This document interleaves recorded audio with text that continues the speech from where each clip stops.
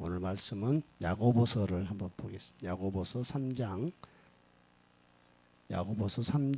13절부터 4장 5절까지 신약성경 373쪽 부분에 있습니다. 신약성경 화면에 있으니까 화면 보시면 되겠습니다.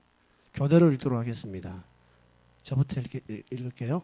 너희 중에 지혜와 청명이 있는 자가 누구냐? 그는 선행으로 말미암아 지혜의 온유함으로 그 행함을 보일지니라.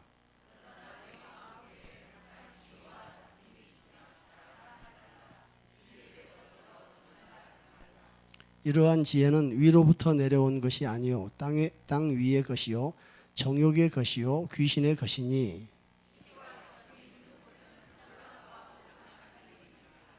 오직 위로부터 난 지혜는 첫째 성결하고 다음에 화평하고 관용하고 양순하며 긍휼과 선한 그런가요? 18절이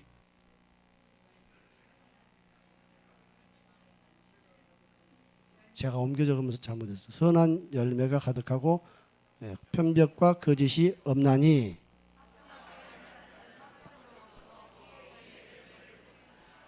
네. 진짜 4장 또 읽어야죠. 4장. 너희 중에 다툼이 어디로부터 나느냐? 너희 지체 중에서 싸우는 정욕으로부터 나는 것이 아니냐?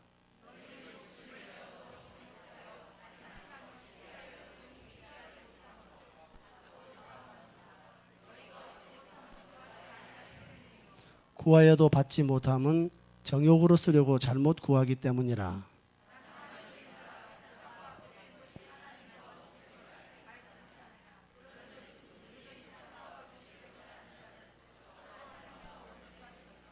같이 읽으시죠. 너희는 하나님이 우리 속에 거하게 하신 성령이 시기하기까지 사모한다 하신 말씀을 헛된 줄로 생각하느냐. 네, 아멘.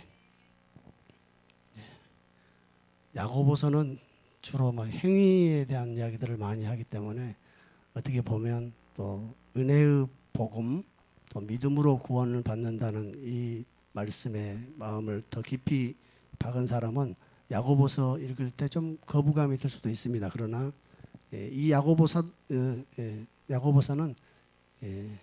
제자 12제자 중에 한 야고보가 아니고 예수님의 혈육 마리아의 태에서 난 동생 야고보입니다. 근데 이 야고보가 나중에 예루살렘 교회의 대표가 됩니다. 베드로도 아니고 요한도 아니고 그 12제자 중에 야고보도 아니고 이 야고보가 예루살렘 교회의 대표가 돼서 어디에 나오냐면 사도행전 15장에 나옵니다. 사도행전 15장에 안디옥은 이제 이방 지역인데 이방 지역에 바나바와 바울을 통해서 이제 선교가 돼서 이방 지역 안디옥 교회가 이제 세워졌는데 이제 유대에서 예루살렘에서 형제들이 와서 할례를 받지 않으면 너희는 하나님의 백성이 아니다. 이렇게 예수 그리스도의 십자가 외에도 여러 가지 율법적인 조항들을 이렇게 제기하고 이렇게 잘못된 가르침을 이렇게 퍼뜨리니까 바울과 제자들이 예루살렘에 올라가서 이제 보고를 합니다. 하나님께서 안디옥 교회에도 성령을 부어주시고 역사를 했던 것들, 큰 능력으로 이들을 하나님의 백성으로 받았던 사실들을 이야기하는데 이제 예루살렘에서 이제 회의가 열립니다. 공의회라고 하는데 그 회의가 열려서 정리를 합니다. 베드로도 그렇고 내가 보니까 베드로도 고넬료 이방인에게 복음을 전했으니까 하나님이 이방인에도 복음을 전하라고 하신다 하면서 이제 유대인들의 마음을 이제 설득합니다. 그럴 때 마지막에 이 야고보가 일어나서 형제들아 우리도 다 지지 못하는 율법의 짐을 그 이방인 형제들에게 지우게 하는 것은 합당하지 않다 하면서 간음하는 것과 목매어 죽인 것과 또 피 흘린 이런 것들 몇 가지만 금하고 나머지는 짐을 지우지 말자 이렇게 정리를 하는 분이 이 야고보입니다. 이 야고보 사도가 지금 가르침을 우리에게 주십니다. 너희 중에 지혜와 청명이 어디 있느냐? 지혜와 청명이 있는 자는 지혜는 하나님을 또 아는 것이고 청명이란 말은 이해력입니다. 정말 하나님을 이해하는 사람이 어디 있느냐? 누가 하나님을 알고 하나님을 이해한다고 말하느냐? 그런 사람이 있다면 그는 착한 일로 선행으로 행위를 하라. 선행으로 행위를 하는데 온유한 지혜를 가지고 행한다는 겁니다. 결코 성내지 않고 급하지 않고 선행으로 그 행함을 보일지니라 했습니다. 이 행함이라고 된 단어는 예수님의 죽음을 앞두고 그 향유 옥합을 깼던 그 여인에게 가만두어라. 그는 내게 좋은 일을 행하였느니라 할 때 그 일이라고도 번역이 되고, 또 예수님은 이렇게 말씀하십니다. 요한복음 5장 19절에 예수께서 그들에게 이르시되 내가 진실로 진실로 너희에게 이르노니 아들이 아버지께서 하시는 일을 보지 않고는 아무것도 스스로 할 수 없나니 아버지께서 행하시는 그것을 아들도 그와 같이 행하느니라. 아버지께서 아들을 사랑하사 자기가 행하시는 것을 다 아들에게 보이시고 또 그보다 더 큰 일을 보이사 너희로 놀랍게 여기게 하시리라. 이 단어는 행인데 정말 주님을 향해서 진심으로 행하는 어떤 작은 행위일 수도 있고 예수 그리스도의 그 중요한 사역의 일일 수도 있습니다. 그래서 단어는 여러 군데 여러 용도로 쓰이는 단어입니다. 요한계시록 2장 5절 6절에는 이런 표현으로 이 행위에 대한 이야기를 합니다. 그러나 너를 책망할 것이 있나니 너의 처음 사랑을 버렸느니라. 그러므로 어디서 떨어졌는지를 생각하고 회개하여 처음 행위를 가지라. 주님의 음성입니다. 만일 그러하지 아니하면 회개하지 아니하면 내가 네게 가서 네 촛대를 그 자리에서 옮기리라. 오직 네게 이것이 있으니 네가 니골라당의 행위를 미워하는도다. 나도 이것을 미워하노라. 처음 사랑을 버렸다는 겁니다. 어디서 떨어졌다는 겁니다. 그래서 회개하라는 겁니다. 그리고 처음 행위를 다시 회복하라는 겁니다. 그러면 네 촛대를 옮기지는 않을 것이다. 그러면서 덧붙이기를 네가 니골라당의 행위를 미워하고 있다. 나도 그렇다. 너하고 나하고 하나 맞는 것은 이거다. 니골라당은 어떤 당일까요? 당인 거 보니까 어떤 무리요 힘을 가지고 있지만 주님 보시기에는 악한 무리들입니다.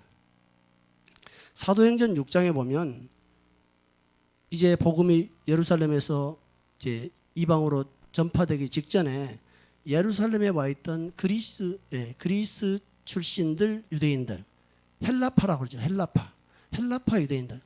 그리스의 이방에 흩어져 있다가 은혜를 받고 또 유대 예루살렘에 와서 살던 이 헬라파 식구들이 많았는데 그 과부들에게 구제를, 그 가난한 과부들에게 구제를, 들어온 헌금으로 구제를 하는데 이제 헬라파 그리스 출신, 다시 돌아온 그리스 출신, 쉽게 말해서 이민해가 다시 돌아온 그분들이 구제에서 좀 소외되니까 불만이 있었어요. 그래서 사도 베드로와 그 제자들이 헬라파 그리스 출신으로만 7사람, 그리스 출신일 거다. 왜냐하면 그분들의 이름식이 그리스 이름이니까. 그 이름이 어떤 이름들이냐면 스데반, 빌립, 프로고로, 니가노르, 디몬, 바메나, 유대교에 입교했던 안디옥 사람 니골라까지. 이 니골라가 이제 니골라 당을 만들었는가 봐요. 근데 성경에는 니골라 당에 대한 설명이 자세히 없습니다. 단지 전해오는 자료를 보면 이 니골라 당은 영혼과 육체를 구분해요. 그래서 영혼이 구원받으면 육체의 죄는 별로 문제가 안 된다 하는 그런 가르침들을 줬기 때문에 이제 거듭나지 않은 사람들이나 그리스도 안에 있는 육신적인 사람들은 편하죠. 예수 믿고 구원받았다고 하니 내가 육체로 짓는 죄는, 이것은 나는 영혼이 구원받지 이 육체는 이 땅에서 썩고 죽으면 없어질 것이니까 별 문제 안 된다라고 가르치면 부담 없이 하나님을 섬길 수가 있을 겁니다. 그 니골라 당을, 이 처음 행위를 벌였던 사람도 니골라 당 행위만큼은 미워했다는 겁니다. 이것은 중요한 주제는 아닌데 이어진 본문에 있어서 잠깐 이야기합니다.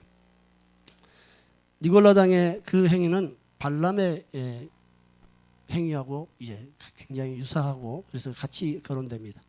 발람은 발락이라고 하는 모압 왕의 초청을 받아서 이스라엘을 저주하라고 했지만 결국에는 하나님의 강권에 의해서 이스라엘을 저주하지 못했습니다. 그러나 이 발람의 잔꾀를 부려서 이제 부올의 아들 발람이 여자들을 통해서 우상숭배하는 그 신전의 창녀들을 통해서 이스라엘 사람들을 우상숭배로 끌어들이고 그들과 함께 행음을 하게 해서 수많은 사람들이 전염병으로 죽게 한 발람이 있습니다. 그 발람처럼 결국 니골라당도 이렇게 처음에는 니골라당의 이런 행위들이 점점 확산돼서 이제는 교리처럼 됩니다. 그래서 요한계시록의 에베소 교회에서는 니골라당의 행위를 미워한다 했는데 버가모 교회 이야기에서는 니골라당의 교훈이라고 합니다. 성경에서 교훈이라고 되어 있는 부분은 독트린이죠. 우리가 독트린 이게 선언 이렇게 말하지만 이것은 교리입니다. 교리. 니골라당의 하나의 교리까지 만들었던 겁니다. 오늘 우리 한국이나 세계 사회에도 이런 잘못된 교리를 가르치는 교파들도 있습니다. 그런데 주님은 그 온전한 행위를 보이라고 합니다. 야고보를 통해서. 그런데 너희 마음속에 독한 시기와 다툼이 있으면 자랑하지 말라 이런 말합니다. 독한 시기야 할 때 뒤에 오늘 읽었던 4장 5절에도 성령이 시기한다는 겁니다. 성령도 이제 시기를 한다고 하는데 사실은 시기와 질투는 우리말로도 조금은 차이가 있습니다. 무슨 차이가 있냐면 시기는 이렇게 설명하는데 좀 공감이 좀 된가요? 저는 조금은 공감이 돼요. 시기는 가지지 못한 사람이 가진 사람을 무언가를 갖지 못한 사람이 가진 사람을 미워하는 마음. 가지지 못한 사람이 일단 하고 있다는 겁니다. 질투는 가진 사람이 그것을 빼앗길까 봐서 미워하는 거예요.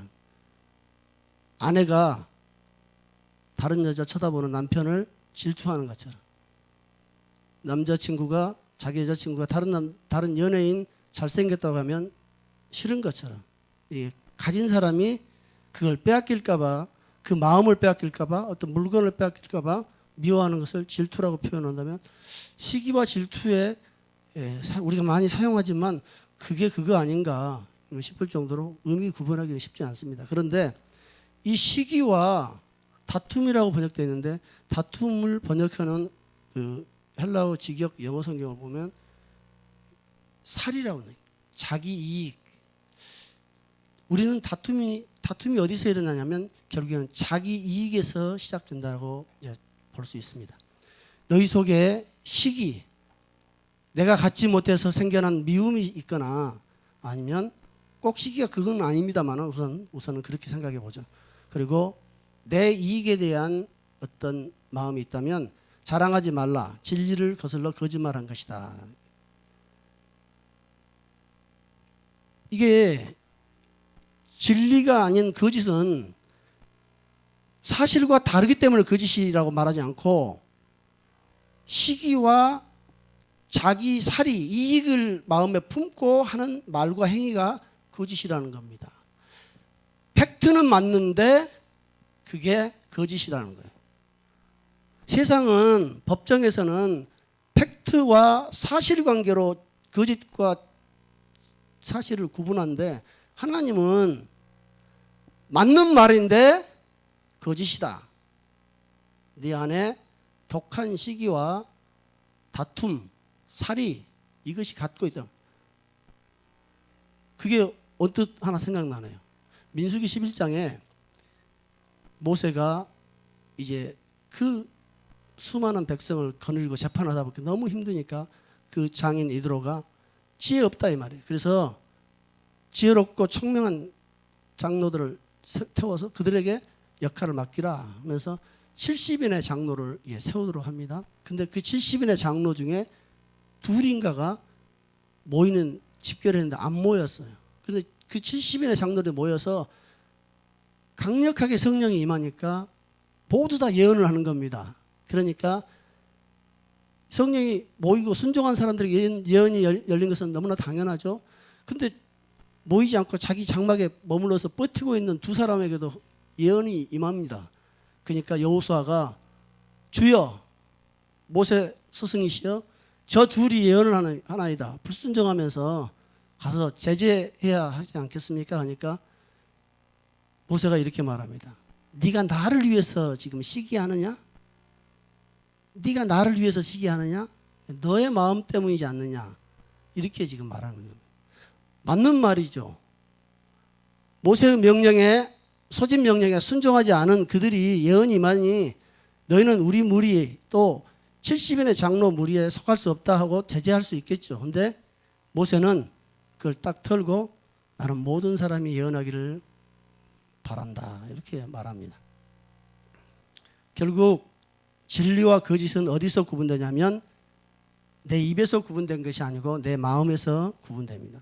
내 마음에 독한 시기와 질투, 또 투기, 또 다툼, 살이, 이기심이 있음을 내가 이렇게 들여다보면 아, 나는 지금 진리를 거슬러서 거짓 편에 서 있구나. 이걸 느껴야 되는데 이것을 못 느끼게 하는 것이 살입니다. 자기 이익 때문에 눈 감아버리고 자기 이익을 대변하는 말과 행위를 하는 거예요. 이 독한 시기를 대변해서 말과 행위를 하는 것이 우리라는 겁니다. 그러므로 너희는 너희를 자랑하지 말라. 들여다봐라. 네 마음 안에 불편한 마음이 있고 미워하는 마음이 있고 저건 잘못됐으니까 제재해야 돼. 저건 잘라내야 돼. 저건 고쳐야 돼. 저건 문제 있어 라고 말할 때 너를 들여다봐라. 네 안에 있는 독한 시기는 없느냐? 네 안에는 살인은 없느냐? 그것이 결국 다툼의 원인이 되는 건 아니냐라고 말씀하고 있습니다. 이런 지혜, 이런 식으로 하나님을 아는 것은 위로부터 내려온 방식이 아니다. 위로부터 온 것이 아니고 땅 위의 것이다. 세상적인 것이고 정욕의 것이다 하는데 비영적이다. 영적이지 않다. 영적인 것처럼 말하고 은사자가 그렇게 말해도 그것은 영적인 게 아니다. 은사를 행하면서 그렇게 행해도 그건 영적인 건 아니다. 그건 귀신의 것이다. 성령의 충만함이라고 그 충만함을 경험한 사람일지라도 또 성령이 그 안에 계셔도 그건 귀신의 것이다. 이렇게 말하는 겁니다. 시기와 자기 이익이 있는 곳에는 혼란이 있고 모든 악함이 반드시 드러납니다. 그래서 우리는 이것을 구분하고 이것을 막기 위한 자기 자신의 기준을 가져야 됩니다. 누가 옳다 하고 더 많은 사람이 지지한다고 해서 그게 옳은 것도 아니고 더 많은 사람들이 반대한다고 해서 그게 틀린 것도 아니다. 단지 기준은 이것이다. 하늘로부터 온 온전한 하나님을 알고 행하는 그 삶의 방식은 첫째는 깨끗한 것이다. 깨끗한 것이다. 말과 행위가 깨끗한 것이다. 말과 행위와 마음까지도 깨끗한 것이다. 성결하고 다음에 화평한 것이다. 으르렁거리지 않고 화평한 것이다. 두 번째는 너그러운 것이다. 세 번째는 너그러운 것이다. 양순하며라고 하는 데에서는 이성적이다. 합리적이다. 그냥 고분고분하다는 뜻이 아니라 합리적이다. 그다음에 긍휼이 있다. 그다음에 선한 열매도 많다. 그리고 편벽과 거짓이 없다는 말은 공정하다. 공정하고 신실하다. 최종적으로 화평하게 하는 자들은 화평으로 심어 의의 열매를 거둔다는 겁니다. 화평하게 하는 자들은 씨를 뿌리는 겁니다. 이 씨를 뿌리는 자는 반드시 의의 열매를 주님 앞에서 맺을 거라는 겁니다. 너희 중에 싸움이 어디로부터 나느냐? 다툼이 어디로부터 나느냐? 너희 지체 중에서 싸우는 정욕으로부터 나는 것이 아니냐? 저는 이것을 너희 지체라고 할 때 너희가 분명히 복수인데 너희 지체라고 하니까 우리는 지체 그러면 손발 내 몸속에 어떤 곳에서 있는 숨어있는 정욕이 문제를 일으키구나라고 생각했는데 이렇게 보면 됩니다. 너희 멤버 중에서 너희 구성원 중에서 전쟁 중인 지금 싸우는 중인 사람으로부터 나온다는 겁니다. 싸우는 정욕으로부터 나온다는 것은 너희 구성원 중에 지금 싸우고 있다는 겁니다. 아직도 싸우고 있다는 겁니다. 주님과 싸우는지 세상과 싸우는지. 근데 싸우고 있는 이 지체가 너희 지체, 너희 멤버 중에서 싸우고 있고 지금 복잡한 이 싸움 중인 사람이 그 사람으로부터 나온다는 겁니다. 교회나 공동체에서 다툼이 일어난 것은 결국 아픈 사람으로부터 나온다는 겁니다. 싸우고 상처나고 고통스러운 사람. 그래서 히브리서에서는 은혜에서 떨어져서 쓴뿌리가 나지 않도록 조심하라. 이 쓴뿌리가 너희 모두를 더럽힐 수 있다. 그래서 쓴뿌리를 항상 조심해서 멀리하라는 것이 아니라 쓴뿌리가 나지 않도록 서로 사랑하고 서로 모여서 격려하고 서로 위로하고 서로 축복하고 서로 축사해주고 서로 기뻐해주고. 그러 않으면 지금 싸우고 있는 지체 안에서 그분 안에서 다툼이 이제 자라는 겁니다. 쓴뿌리가 이제 일어나는 겁니다. 그러니 교회의 쓴뿌리는 그 싸우는 사람 한 사람의 책임이다? 아니다.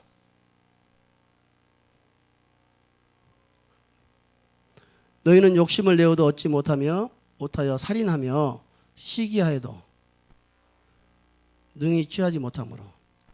욕심을 내어도 얻지 못하여서 살인한다는 거예요. 막 살인하고 실제 살인을 하겠습니까? 미워하고 살인하고 시기하고 해도 결국 자기가 원하는 것은 얻지 못하는, 그런데도 계속 다투고 싸워요. 그러나 너희가 얻지 못하면 구하지 않기 때문에 하나님께 구하라. 정말 네가 원하는 게 있다면 싸워서 뺏으려고 하지 말고 다투어서 네 욕구를 만족시키려고 하지 말고 하나님께 기도하라. 다만 하나님께 기도하되 자기 이익을 위해서 기도하는 것은 받을 줄 말라. 생각 말라. 잘못 구한 것이기 때문에 이렇게 말하는 겁니다. 간음한 여인들아, 이것은 여인들아만 이야기한 것이 아니고 난화주에는 간음한 사람들아라고 합니다. 간음한 사람들은 어떤 사람이냐? 세상과 친해지고 친밀해지는 것. 그들은 하나님과 점점 적대적이 된다. 세상과 친밀해지는 것은 하나님과 적대적이 되는 것을 자기는 모릅니다. 자기는 모르는데 옆에서 압니다. 점점 하나님과 적대적이 돼가고 있구나. 그런즉 누구든지 세상과 벗이 되고자 하는 자는 스스로 하나님과 원수가 된다. 이 말은 누구든지 세상과 벗이 되기로 자기가 선택하면, 그 자리를 선택하면, 세상과 벗이 되기를 선택하면 하나님과 원수 되기로 딱 돼 있다는 거예요. 내가 선택하면 나는 세상과 벗하면서 하나님과는 원수 아니야. 하나님과는 뭐 감정 없는데 나는 그냥 세상 편에 설 거야. 근데 세상이란 말을 사람들은 교회 밖에 어떤 것이라고 생각하지만 교회 안에 세상적인 친분과 세상적인 결탁이 있을 수 있다는 겁니다. 세상이 아닌 교회 안에서도 세상적인 친분으로 묶일 수 있으니 조심하라. 이것은 형제의 연합이 아니다. 착각하지 말라. 육신의 당이 될 수 있다.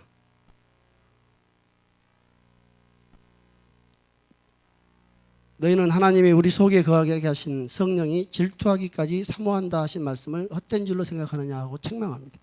하나님이 성령을 우리에게 보내셔서 성령님이 우리의 마음을 만지시고 책망하시고 가르치시고 위로하시고 또 은사와 능력을 주시고 당신의 일을 하게 하시고 당신의 영광에 참여하게 하시는 이 성령님이 질투하기까지 우리를 너무 사모한다는 거예요. 우리 전부를 갖고 싶어서. 그런데 우리가 질투하고 시기하면 악인데 왜 하나님은 질투하시고 시기하실까? 사실은 하나님은 모든 것이 하나님의 것이기 때문에 하나님이 다 가지셔야 돼요. 근데 우리는 아무것도 우리 것이 아닌데도 우리는 우리 것인 걸로 생각하고 그것으로 인해서 시기하고 그것으로 인해서 이제 다투는 정욕으로 이제 이끌려가는 겁니다. 신명기 5장의 9절에는 그것들에게 절하지 말며 그것들을 섬기지 말라. 우상을 말하는 거겠죠. 네 하나님 여호와는 질투하는 하나님이다. 하나님은 질투하는 하나님이시다. 질투하는 하나님이시다. 하나님은 질투하는 하나님이시다. 나를 미워하는 자의 죄를 갚되 아버지로부터 아들에게로 3, 4대까지 이르게 하거니와 나를 사랑하고 내 계명을 지키는 자에게는 천대까지 은혜를 베푸느니라. 하나님은 질투하는 하나님이시다. 그리고 하나님은 소멸하는 영이시다. 불태워버리시는 영이다. 다 태워버릴 것이다. 다 태워버릴 것이다. 질투의 대상이 되는 그 모든 것을 주님이 태워버릴 것입니다. 우리 속에서 오늘도 주님이 태워버릴 것들을 찾아서 태워주시고 내 속에 아직 남아있는 시기와 그 다툼의 원인이 되는 살이 나의 이익, 나의 유익, 자기의 유익을 구하는 것 이런 것이 주님 앞에서 얼마나 무섭고 처참하다는 것을 알아가는 것이 영성이라고 생각합니다. 능력도 은사도 그 위에 있어야만이 하나님이 기뻐하시고 그렇지 않으면 내가 너를 모른다. 네가 선지자 노릇 했느냐? 네가 귀신을 쫓아내었느냐? 그러나 나는 너를 모른다. 우리는 주님을 위해서 쓰임 받아야 하지만 주님 앞에서 바로 이런 주님의 사모하는 자로 주님이 사모하는 자로 서는 것이 가장 중요한 목표인 것 같습니다. 그래서 오늘 또 기도할 때 주님이 간절히 사모하는 제가 참으로 진실로 세상과 벗하고 다툼과 독한 시기에 빠져 진리를 거스르는 자 되지 않게 해달라고 같이 기도하겠습니다. 주여 삼창을 기도.